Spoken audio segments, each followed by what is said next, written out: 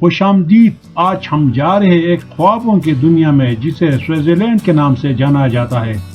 قدرتی خوبصورت، حیرت انگیز ثقافت اور دلکش مناظر، یہ سب کچھ اور بہت کچھ آپ کو یہاں ملے گا.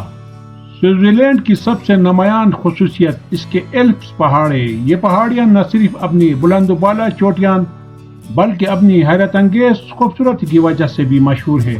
یہاں کے برفانی میدانوں میں اسکیئنگ اور سنو بورڈنگ کا لطف اٹھایا جا سکتا ہے.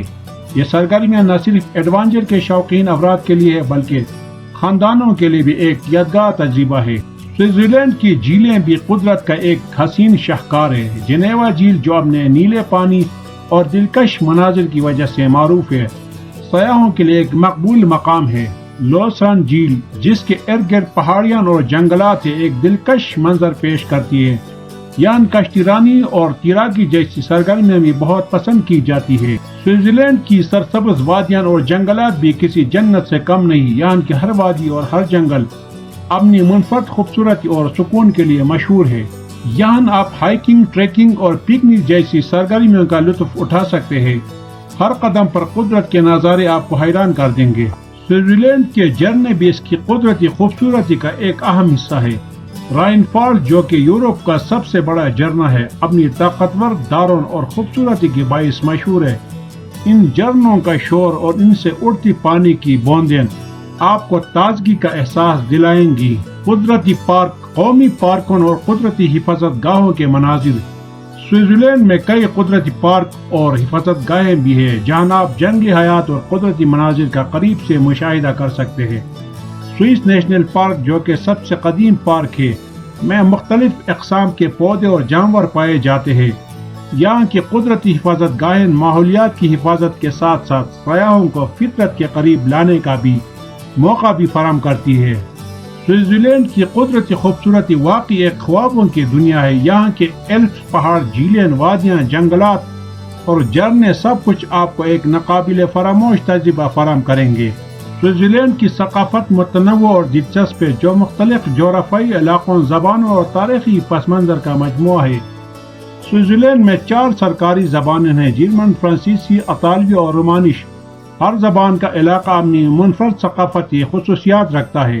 سوئٹزرلینڈ کا سب سے بڑا حصہ جرمن بولنے والا ہے. یہاں کے لوگ عموماً محنتی اور منظم ہوتے ہیں. جرمن بولنے والے علاقے میں بہت سے تہوار اور روایات ہیں جیسا کہ فناساخت کارنیوال جو کہ بہار کے آغاز پر منایا جاتا ہے. فرانسیسی بولنے والا علاقہ، یہ علاقہ زیادہ تر ملک کے مغربی حصے میں پایا جاتا ہے. یہاں کی ثقافت میں فرانس کے اثرات نمایاں ہیں. یہاں کے لوگ فنون لطیفہ، موسیقی اور ادب سے خاص شغف رکھتے ہیں. جنیوا جیسے شہر عالمی سطح پر معروف ہے. اطالوی بولنے والا علاقہ جنوبی سوئٹزرلینڈ خاص طور پر ٹیسن کے کینٹن اطالوی ثقافت کا مرکز ہے. یہاں کی زندگی زیادہ آرام دہ اور دوستانہ ہے. اس علاقے کی خوبصورتی اور یہاں کے کھانے بہت مشہور ہے. رومانش بولنے والا علاقہ، رومانش سوئٹزرلینڈ کی سب سے کم بولی جانے والی زبان ہے جو کہ بنیادی طور پر گریزنس کے کینٹن میں بولی جاتی ہے. یہاں کی ثقافت قدیم روایات اور مقامی لوک کہانیوں پر مشتمل ہے. روایتی تہوار شیفرلاف ایک سالانہ تہوار جو کہ سوئٹزرلینڈ کے مختلف علاقوں میں منایا جاتا ہے. الپ ایبزوگ جب مویشیوں کو گرمیوں کے بعد پہاڑوں سے واپس لایا جاتا ہے. کارنیوال مختلف شہروں میں مختلف انداز میں منایا جاتا ہے، خاص طور پر بازل اور لوزن میں. کھانے، سوئس کھانوں میں مختلف علاقوں کے اثرات شامل ہیں. چند مشہور کھانے: فونڈو پگھلے ہوئے پنیر کا ایک ڈش جس میں روٹی کے ٹکڑوں کو ڈبویا جاتا ہے. راکیلیٹ پگھلے ہوئے پنیر کو مختلف اجزاء کے ساتھ کھایا جاتا ہے. چاکلیٹ سوئٹزرلینڈ اپنی بہترین چاکلیٹ کے لیے مشہور ہے. موسیقی اور فنون لطیفہ سوئٹزرلینڈ میں موسیقی اور فنون لطیفہ کی ایک بڑی روایت ہے. کلاسیکل موسیقی، جیز اور جدید موسیقی یہاں مقبول ہے. سوئس فنکاروں نے عالمی سطح پر بھی اپنی شناخت بنائی ہے. کھیل سوئٹزرلینڈ میں کھیل بھی بہت اہمیت رکھتے ہیں، خصوصاً اسکیئنگ، ہائیکنگ اور سائیکلنگ. یہ ملک مختلف عالمی کھیلوں کے ایونٹس کی میزبانی کرتا ہے. سوئٹزرلینڈ کی ثقافت اس کی جغرافیائی اور لسانی تنوع کی بدولت نہایت رنگ اور دلچسپ ہے. جو مختلف روایات اور جدیدیت کا خوبصورت امتزاج پیش کرتی ہے۔ سوئٹزر لینڈ کی آبادی تقریباً 8.8 ملین ہے۔ 2023 کی اعداد و شمار کے مطابق یہ ملک وسطی یورپ میں واقع ہے اور اس کی سرحدیں سوئٹزر لینڈ کا عمرانی معیار بہت بلند ہے۔ یہاں کی صحت، تعلیم اور بنیادی ڈھانچے کی سہولیات دنیا کے بہترین معیار کی ہے۔ سوئٹزر لینڈ میں زندگی کی اوسط توقع تقریباً 83 سال ہے، جو کہ دنیا میں سب سے زیادہ ہے۔ آبادی کی تقسیم: سوئٹزر لینڈ کی آبادی زیادہ تر شہری علاقوں میں مقیم ہے۔ زورخ، جنیوا، بازل اور برن بڑے شہروں میں شامل ہے جہاں آبادی کا بڑا حصہ مقیم ہے۔ سوئٹزر لینڈ کی آبادی کا تنوع، اعلیٰ عمرانی معیار اور مضبوط معیشت اسے دنیا کے بہترین ممالک میں شامل کرتی ہے۔ یہاں کی مختلف زبانیں اور ثقافتیں اس کی خوبصورتی کو بڑھاتی ہے اور اسے ایک عالمی معیار کا ملک بناتی ہے۔ سوئٹزر لینڈ کی معیشت دنیا کی مستحکم اور مضبوط ترین معیشتوں میں شمار ہوتی ہے۔ اس کی معیشت کی چند اہم خصوصیات کا ذکر کریں گے۔ مالی خدمات: سوئٹزر لینڈ کی بینکاری اور مالی خدمات کی صنعت عالمی سطح پر معروف ہے۔ زورخ اور جنیوا جیسے شہروں میں بہت سے بین الاقوامی بینکوں کے ہیڈ کوارٹر موجود ہیں۔ سوئٹزر لینڈ کی بینکاری کی صنعت میں رازداری اور سیکورٹی کو بہت زیادہ اہمیت دی جاتی ہے۔ فارماسیوٹیکل اور بائیو ٹیکنالوجی: سوئٹزر لینڈ کی فارماسیوٹیکل اور بائیو ٹیکنالوجی صنعت دنیا کی بڑی اور معروف کمپنیوں جیسے کہ نوارٹس اور روچے کی وجہ سے عالمی سطح پر نمایاں ہے۔ یہ شعبہ ملکی برآمدات میں بھی اہم کردار ادا کرتا ہے۔ مشینیات اور انجینئرنگ: سوئٹزر لینڈ اعلیٰ معیار کی مشینری اور صنعتی اوزار بنانے میں بھی مہارت رکھتا ہے۔ یہ ملک گاڑیاں بنانے کی صنعت میں بھی عالمی سطح پر مشہور ہے، جیسا کہ رولیکس اور سواچ جیسے برانڈز کی مثالیں ہیں۔ اقتصادی پالیسیاں: کم ٹیکس کی شرح: سوئٹزر لینڈ کی ٹیکس کی شرح دیگر یورپی ممالک کی نسبت کم ہے، جس کی وجہ سے یہاں کاروبار کرنے کا ماحول بہت سازگار ہے۔ بہت سی بین الاقوامی کمپنیاں یہاں اپنے ہیڈ کوارٹر قائم کرتی ہیں۔ ریسرچ اور ڈیولپمنٹ: سوئٹزر لینڈ تحقیق اور ترقی میں بھاری سرمایہ کاری کرتا ہے۔ یہاں کی یونیورسٹیاں اور تحقیقی ادارے عالمی معیار کے ہیں اور نئے آئیڈیاز اور اختراعات کی حوصلہ افزائی کرتے ہیں۔ مزدور مارکیٹ: سوئٹزر لینڈ میں مزدور مارکیٹ بھی مستحکم ہے۔ یہاں بے روزگاری کی شرح بہت کم ہے اور مزدوروں کی پیداواریت بہت زیادہ ہے۔ بین الاقوامی تجارت: سوئٹزر لینڈ ایک برآمدی ملک ہے اور اس کی معیشت بین الاقوامی تجارت پر منحصر ہے۔ اہم برآمدات میں مشینری، کیمیائی مصنوعات، گاڑیاں اور زرعی مصنوعات شامل ہیں۔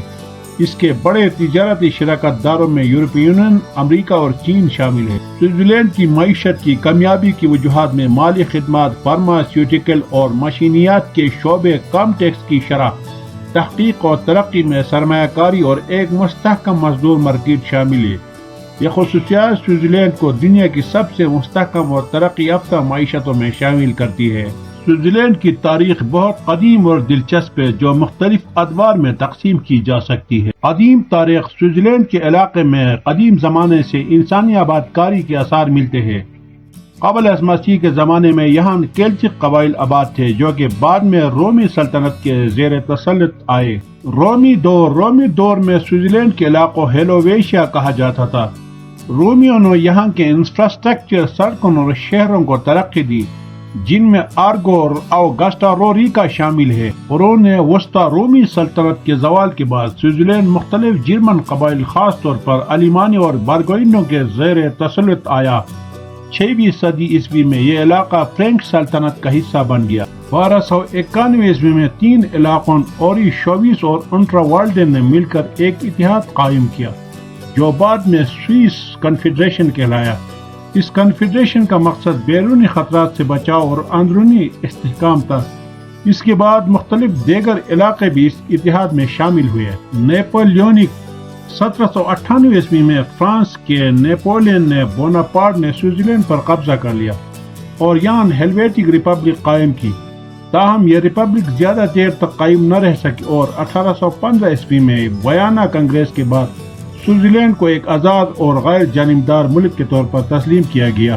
جدید کنفیڈریشن: 1848 حاضر دور: 1848 عیسوی میں سوئٹزر لینڈ نے ایک نئی وفاقی آئین کو منظور کیا جس نے اسے ایک جدید وفاقی ریاست میں تبدیل کر دیا۔ اس آئین کے تحت ملک کو 26 کینٹونز میں تقسیم کیا گیا۔ سوئٹزر لینڈ نے خود کو دنیا کے سامنے ایک غیر جانبدار ملک کے طور پر پیش کیا اور اس کی یہ پالیسی پہلی اور دوسری عالمی جنگوں کے دوران برقرار رہی۔ اقتصادی ترقی۔ دوسری عالمی جنگ کے بعد سوئٹزرلینڈ نے اقتصادی ترقی کی راہ پر گامزن ہوا۔ اس کی بینکاری، مالی خدمات، فارماسیوٹیکل، مشینری اور گاڑیاں بنانے کی صنعتیں عالمی سطح پر معروف ہو گئی۔ بین الاقوامی تعلقات۔ سوئٹزرلینڈ نے ہمیشہ غیر جانبداری کی پالیسی اپنائی ہے۔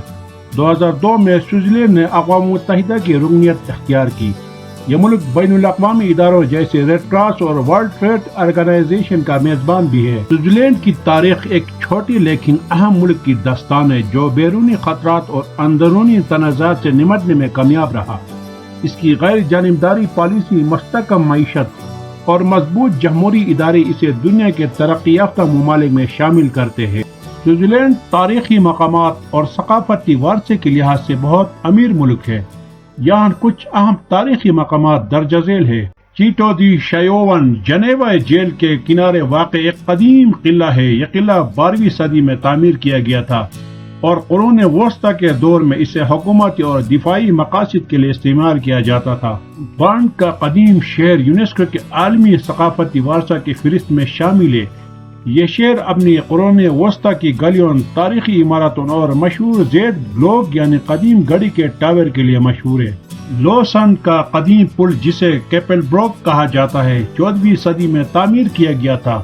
یہ پل لکڑی سے بنا ہوا ہے اور اس کے اندرونی حصے میں قرون وسطیٰ کی تصاویر موجود ہے۔ ایپنزل کا علاقہ۔ ایپنزل اپنے روایتی طرز زندگی، قدیم ثقافت اور خوبصورت دیہات کے لیے مشہور ہے۔ یہاں کے قدیم گھروں اور عمارتوں میں قدیم طرز تعمیر کی جھلک ملتی ہے۔ لاویکس وائن یارڈز جو کہ یونیسکو کے عالمی ثقافتی ورثہ کی فہرست میں شامل ہے، 11ویں صدی سے انگور کی کاشت کے لیے مشہور ہے۔ یہ وائن یارڈز جنیوا جیل کے کنارے واقع ہے اور قدرتی حسن کے ساتھ تاریخی اہمیت بھی رکھتے ہیں۔ ایبینڈیکلیس سینگال کا قدیم کلیسا 8ویں صدی میں تعمیر کیا گیا تھا۔ اس کے کتب خانے میں قدیم مخطوطات کا خزانہ موجود ہے اور یہ یونیسکو کے عالمی ثقافتی ورثہ کی فہرست میں شامل ہے۔ رائن فالز یورپ کے سب سے بڑے آبشار ہے جو کہ زیورخ کے قریب شاف ہاؤزن میں واقع ہے۔ ان آبشاروں کا منظر دلکش ہے اور یہ ایک اہم تاریخی مقام بھی ہے۔ ویلتھون کا علاقہ اپنی قدیم طرز تعمیر، تاریخی عمارتوں اور دلکش مناظر کے لیے مشہور ہے۔ یہاں کی وادیوں اور پہاڑوں میں کئی قدیم قصبے اور دیہات آباد ہیں۔ Swiss national museum. زیورخ میں واقع سوئس نیشنل میوزیم سوئٹزرلینڈ کی تاریخ، ثقافت اور فنون لطیفہ کے بارے میں اہم معلومات فراہم کرتا ہے۔ یہ میوزیم قرون وسطیٰ سے لے کر جدید دور تک کی تاریخ کو پیش کرتا ہے۔ سوئٹزرلینڈ میں تاریخی مقامات کی بھرمار ہے جو نہ صرف اس کی قدیم تاریخ اور ثقافت کی عکاسی کرتے ہیں بلکہ دنیا بھر سے سیاحوں کو اپنی طرف متوجہ کرتے ہیں۔ یہاں کے تاریخی مقامات قدرتی حسن اور ثقافتی ورثے کا حسین امتزاج پیش کرتے ہیں۔ سوئٹزرلینڈ میں ایٹم بم سے بچنے کے لیے جو حفاظتی تدابیر اور اقدامات کیے گئے ہیں ان میں سب سے نمایاں ہے ملک کے زیر زمین بینکرز اور سول ڈیفنس سسٹم۔ یہ نظام 20ویں صدی کے دوران تیار کیا گیا تھا، خاص طور پر سر جنگ کے دوران، تاکہ ایٹمی حملے یا کسی اور بڑے بحران کی صورت میں عوام کی حفاظت کی جا سکے۔ سوئٹزرلینڈ کا سول ڈیفنس سسٹم۔ سوئٹزرلینڈ کا سول ڈیفنس سسٹم دنیا کے سب سے ترقی یافتہ اور جامع نظاموں میں شمار ہوتا ہے۔ اس میں کئی اہم عناصر شامل ہیں۔ زیر زمین بینکرز۔ سوئٹزرلینڈ نے اپنے شہریوں کے لیے بڑی تعداد میں زیر زمین بینکرز تعمیر کیے ہیں۔ یہ بینکرز ایٹمی حملے، کیمیائی حملے اور دیگر قدرتی آفات سے بچنے کے لیے بنائے گئے ہیں۔ ہر شہر اور قصبے میں متعدد بینکرز موجود ہیں اور قانون کے مطابق ہر شہری کے لیے ایک بینکر میں جگہ فراہم کی گئی ہے۔ Civil defence plan. سوئٹزرلینڈ میں ایک مکمل سول ڈیفنس پلان موجود ہے جو کہ ہنگامی حالات میں عمل میں لایا جاتا ہے۔ اس پلان کے تحت ہر شہری کو ہنگامی حالت میں محفوظ مقام تک پہنچنے کے بارے میں آگاہی دی جاتی ہے۔ ہنگامی رسد۔ بینکرز میں ضروری رسد جیسے کہ خوراک، پانی اور ادویات کا ذخیرہ کیا جاتا ہے تاکہ ہنگامی حالت میں عوام کو بنیادی ضروریات فراہم کی جا سکے۔ عوامی آگاہی۔ سوئٹزرلینڈ میں عوام کو ہنگامی حالات کے دوران کیا کرنا چاہیے اس بارے میں مستقل آگاہی فراہم کی جاتی ہے۔ بچوں کو اسکولوں میں اور بڑوں کو مختلف ذرائع سے ہنگامی حالات سے نمٹنے کی تربیت دی جاتی ہے۔ Emergency service. ملک میں ایمرجنسی سروس جیسے کہ فائر بریگیڈ، ایمبولینس اور پولیس ہر وقت تیار رہتے ہیں تاکہ کسی بھی ہنگامی حالت میں فوری طور پر مدد فراہم کی جا سکے۔ کیا کرنا چاہیے؟ اگر ایٹم بم کا حملہ ہوتا ہے تو درج ذیل اقدامات اٹھائے جانے چاہیے۔ فوراً بینکر میں جائے۔ سب سے پہلے آپ کو قریبی بینکر میں پناہ لینی چاہیے۔ سوئٹزرلینڈ کے ہر علاقے میں بینکر کی نشاندہی کی گئی ہے اور ہر شہری کو معلوم ہوتا ہے کہ قریبی بینکر کہاں ہے۔ بینکر کے اندر رہے اور ایمرجنسی رسد کا استعمال کرے۔ بینکر میں تازہ ہوا کی فراہمی کا بھی نظام موجود ہوتا ہے۔ امید ہے کہ آپ کو آج کا ویڈیو پسند آیا ہوگا۔ سوئٹزرلینڈ کے بارے میں آپ کے خیالات کیا ہیں؟ کامنٹس میں بتائیں اور چینل کو سبسکرائب کرنا نہ بھولیے گا۔ شکریہ۔